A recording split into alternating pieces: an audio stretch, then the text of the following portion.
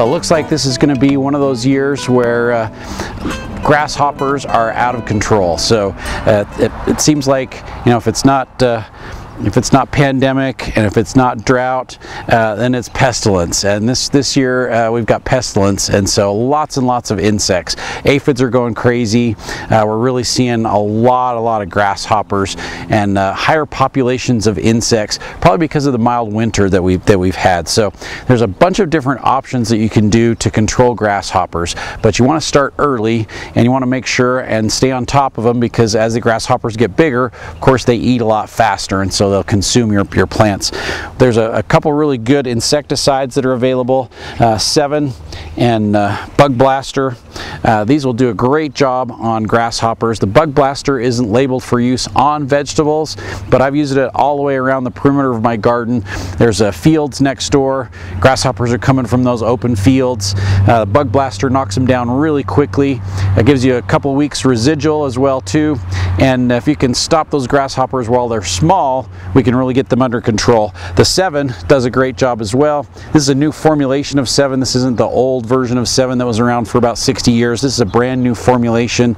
Safe to use on fruits, safe to use on vegetables. Does a great job on grasshoppers, aphids, squash bugs, all kinds of different insects.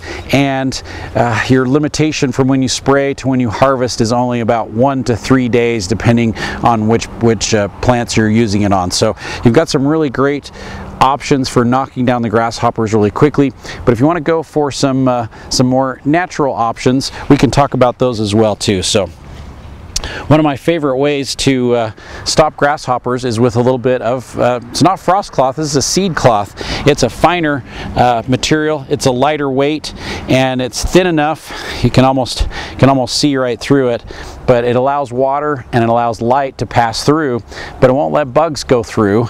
And what it will do is it'll kind of create a little mini greenhouse to keep your plants warm at night and really encourage some quick and early growth as well too. So while the beans are small, we can put this frost cloth on it and really encourage some extra growth, keep the grasshoppers away. So if the grasshoppers can't get underneath there to get to the beans, then they won't be nibbling on the beans. I love the handy cages, because not only can you use them to cage up your tomatoes or peppers or peas or beans or whatever you'd like, but they make a great trellis or kind of support to hold your frost cloth or your seed cloth. And so we'll just lay them right over the tops of the plants.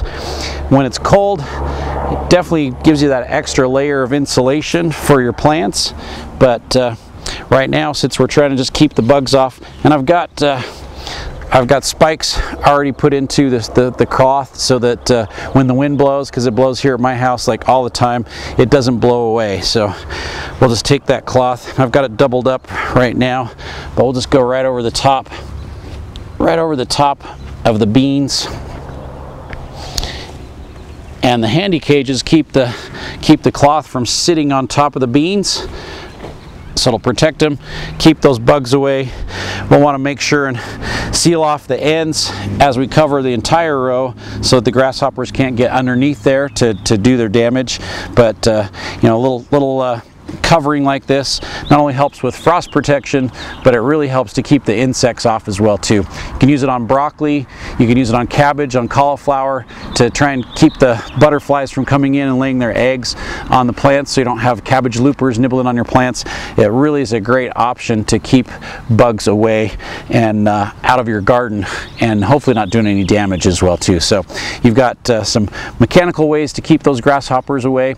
There's some repellents that work wonderfully. We've been very successful with some cedar oil products, whether it's a granular or liquid, just to repel them, to keep them out of the garden in the first place. And then you've always got some great insecticides like the 7 and the Bug Blaster to knock them down if they really start to get out of control.